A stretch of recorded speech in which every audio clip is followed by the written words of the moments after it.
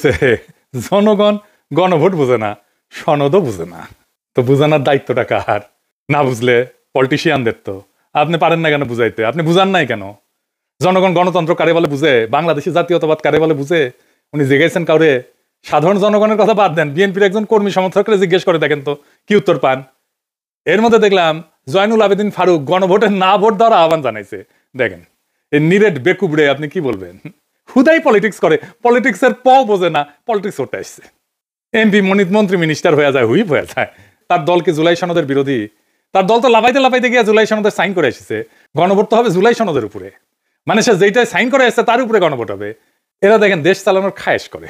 আচ্ছা তর্কের খাতিরে ধরে নিলাম বিএনপি জুলাই সনদের বিরুদ্ধে, তারপরে ধরেন গণভোট হয়েছে এবং জুলাই সনদ বিরোধীরা মানে বিএনপি আর আওয়ামী লীগও তো জুলাই সনদের বিরোধী, তারা না ভোট দিছে, ফলে গণভোটে না জিতে গেছে। তাইলে রক্তে লেখা জুলাই সনদের পরিণতি কি হবে? আমি কই না যে বিএনপি বড়, তাই তার নিজেই নিজে মারে। বিএনপি যখন না ভোটের ক্যাম্পেইন করবে তখন নিজের নিজেই কেমনে মারবে সেটা বুঝে নিতেছে। আসেন আগে একটা বিষয় একটু খোলাসা করে নি। আমার তো শত্রুর অভাব নাই, শত্রুরা বেশিরভাগই মূর্খসোদা। তাই মূর্খসোদারা এসে বলবে জুলাই সনদকে ফালতু কইছে এপি নাকি কয়দিন আগেই, আজ জুলাই সনদ প্রেমে গদ হয়েছে। আমি এখনো মনে করি জুলাই সনদ ফালতু।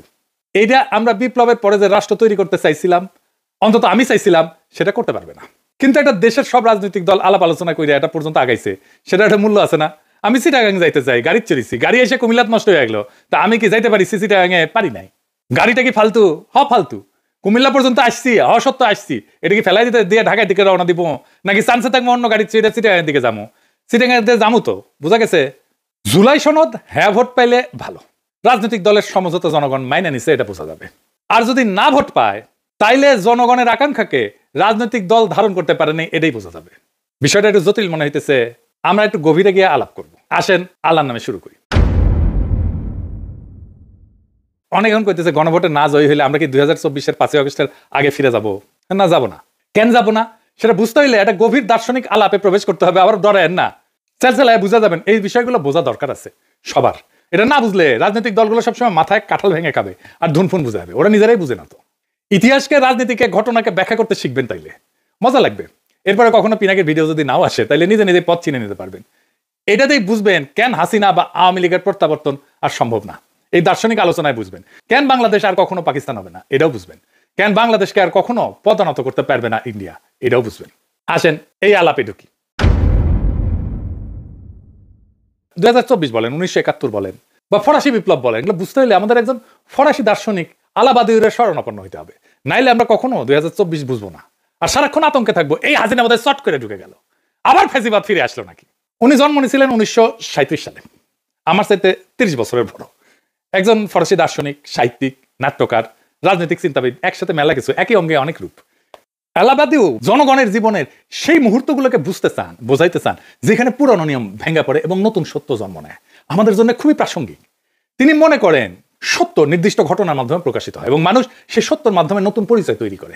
তার মূল দার্শনিক অবদানগুলোর মধ্যে একটা হইতেছে ইভেন্ট থিওরি। এটাই ওনার সবচেয়ে বড় অবদান। তিনি বলেন যে সমাজ সাধারণত স্থিতিশীল অবস্থায় থাকে, এটাতে উনি বলছেন বিইং।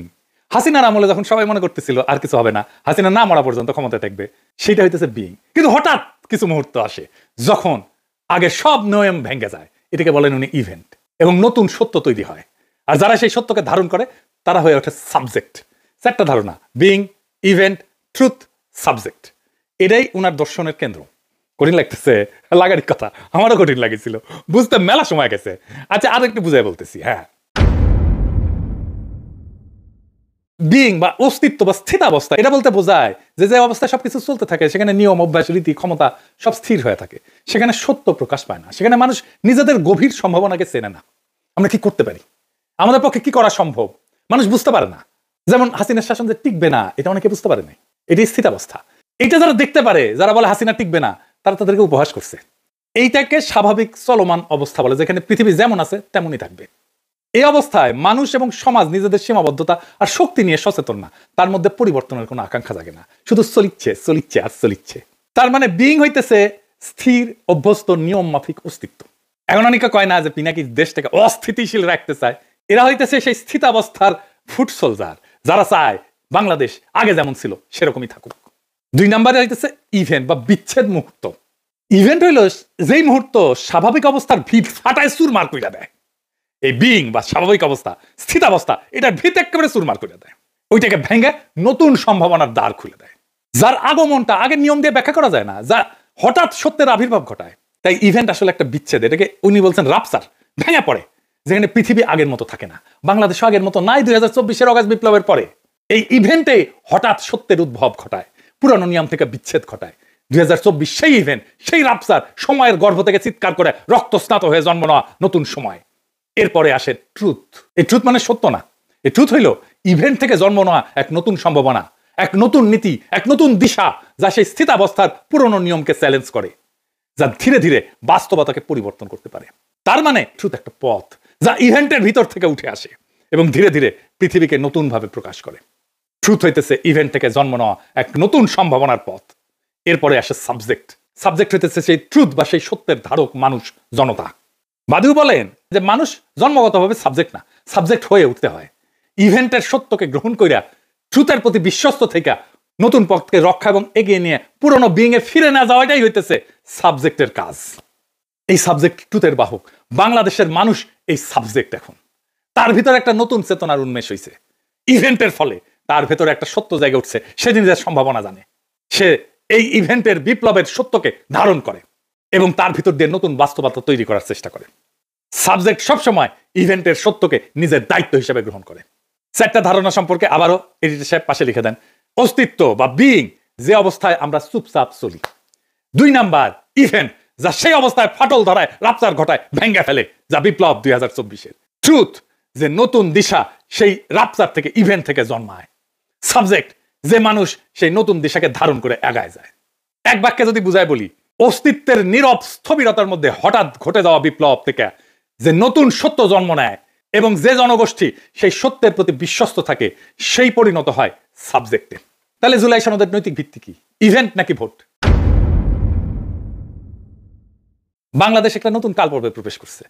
সেখানে জুলাই সনদ উত্থিত হয়েছে বিপ্লব থেকে, ইভেন্ট থেকে। তাই জুলাই সনদ গণভোটে হাইরা গেল, তার বৈধতা হারায় না। জুলাই সনদ হইতেছে জনগণের উত্থানে জন্ম নেওয়া নতুন ভিত্তি নীতি। এটা ভোটে জেতা দিয়ে তৈরি হয় না। এই ভিত্তি নীতি তৈরি হয় ঐতিহাসিক ঘটনাবলী, উত্থান, জনক্ষমতা, সামাজিক রূপান্তর এবং সম্মিলিত দাবির ভিত্তিতে।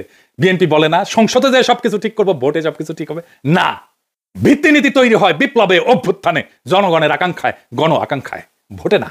জুলাই সনদ ঐতিহাসিকভাবে জন্ম নেওয়া নতুন ভিত্তি চুক্তি। ভোট তার বৈধতা বাড়াইতে পারে বা কমাইতে পারে, কিন্তু বাতিল করতে পারে না। জুলাই সনদ কোনো দলীয় প্রতিশ্রুতি না যে ভোটে হারলে বাতিল হয়ে যাবে। এটা হইল বর্ষা বিপ্লবের রাজনৈতিক ফল, জনসম্মতির উপরে লেখা দলিল, 25টা রাজনৈতিক শক্তির সই করা কাঠামো, ইতিহাসে জন্ম নেওয়া নতুন ভিত্তি। এইটা এক্সট্রা কনস্টিটিউশনাল সত্য মুহূর্ত। এইগুলোর কারণে জুলাই সনদ একটা ভিত্তি নীতি অস্থায়ী হইতে পারে, এটা গণভোটে স্থায়ী হবে। আর যদি গণভোটে না ভোট পায়, তারপরেও একটা নতুন সত্য উত্থিত হবে, সেটা আমরা আসবো। এইবার আসেন আরেকটা বিষয় দিয়ে একটু এটা বুঝে দেখি। আরেকজন দার্শনিকের আলোচনা একটু বুঝে দেখবো। এখন কইবে আমার ক্ষুদ্র ভাতার বগিনা আজকে দর্শন দিয়ে একেবারে ভাগাভাগি করে ফেলছে, মাথার উপর দিয়ে যাইতেছে না, মাথার উপর দিয়ে। আমি জানি অনেকেই বুঝতেছেন। আসেন আরেকটা বিষয় বুঝে দেখি, সেটা বৈধতা, জনবৈধতা। ভোট নিয়ে চিল্লাইতেছে না বিএনপি, এইটার বিরুদ্ধে তো তত্ত্ব দাঁড় করাইতে হবে, দার্শনিক বোঝাপড়া পরিষ্কার করতে হবে। আসেন সেটা বুঝে দেখি। কার্ল স্মিথ বলে একজন জার্মান দার্শনিক ছিলেন। ওনার সবচেয়ে বিখ্যাত ধারণা বা বিখ্যাত উক্তি হইতেছে, sovereign is he who decide the exception। ইংরেজি যেহেতু কইছে ঠিকই কইছে, তাই না? মানে যে ক্ষমতা সংকট পরিস্থিতিতে, মানে এক্সেপশন বলতে উনি সংকট পরিস্থিতি বলছে, তাই বলতেছেন উনি যে ক্ষমতা সংকট পরিস্থিতিতে চূড়ান্ত সিদ্ধান্ত নেয়, সেটাই প্রকৃত সার্বভৌম ক্ষমতা। আর একটু বুঝে দেখি, খুব চমৎকার একটা বিষয়। কিন্তু সংবিধান ভেতরে নিয়ম সাধারণ সময় চলে, কিন্তু সংকট এলে সংবিধান কাজ করে না, নিয়ম কাজ করে না, সিদ্ধান্তই রাজনীতিকে নির্ধারণ করে। সেই সংকটময় মুহূর্তে নেওয়া সিদ্ধান্তই সংবিধানের গভীর দুর্বলতা এবং সীমা উন্মোচিত করে। এটাই স্মিথের ডিসিশনিজম বা সিদ্ধান্তমূলক তত্ত্ব। তাই যদি না ভোট পড়ে, তাইলে স্মিথের সেই ডিসিশনের মতোই সংবিধানের ভেতরে থাকা লুকানো দুর্বলতার সীমা, দ্বন্দ্ব প্রকাশ করে দেবে। এটাকে বলা যেতে পারে সংবিধান যে ভুয়া, সেটা উন্মোচন করে দেবে। এই সংবিধানের ভুয়াত্ব সাধারণ সময় ঢাকা থাকে। না জিতলে সংবিধানের সেই অমীমাংসিত বিরোধগুলো উপরে উঠে আসবে, তার ভুয়াত্বগুলো উন্মোচিত হয়ে যাবে। কোন দ্বন্দ্বটা সামনে আসবে? জনগণ বনাম দলীয় এলিট, কনস্টিটিউয়েন্ট পাওয়ার বনাম কনস্টিটিউয়েট পাওয়ার, মানে জনসার্বভৌমত্ব বনাম দলীয় আধিপত্য, অতীতের সেন্ট্রালাইজ রাষ্ট্র বনাম জুলাই উত্থানের দাবি করা নতুন কাঠামো, সংবিধানের পুরানো ভাষা বনাম রাজনৈতিক বাস্তবতা, সংবিধান সাধারণ সময়কে নিজেকে সম্পূর্ণ দেখাইলেও স্মিথের মতে সংকটে তার আসল দুর্বলতা প্রকাশ পায়। আমাদের প্রিয় সলিমুল্লাহ খানের প্রিয় দার্শনিক আছে লাকা, উনি একটা কথা বলেন, জুইসাস বাংলায় সরাসরি মানে হইতেছে স্বাধীন তীব্র অপ্রতিরোধ আকাঙ্ক্ষা, নিজের অস্তিত্বের পরিপূর্ণতা নিষিদ্ধ বা দমন করা আনন্দ, ইচ্ছার মুক্তি, অতি নিয়ন্ত্রণের বিরুদ্ধে স্বাধীনতার বিস্ফোরণ।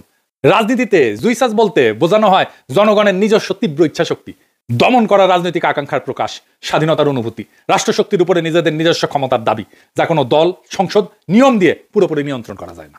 না ভোটের যদি জয় হয় তাহলে জনগণের সেই তীব্র ইচ্ছা শক্তির জয় হবে, জুইসাসের জয় হবে। জনগণ না ভোট দেওয়ার অর্থ হচ্ছে আমি তোমার ঐক্যমত কমিশনে বসে লেখা সংস্কার কমিশন দিনা, অর্থাৎ জনগণ নিজেরাই সিদ্ধান্তের উৎস।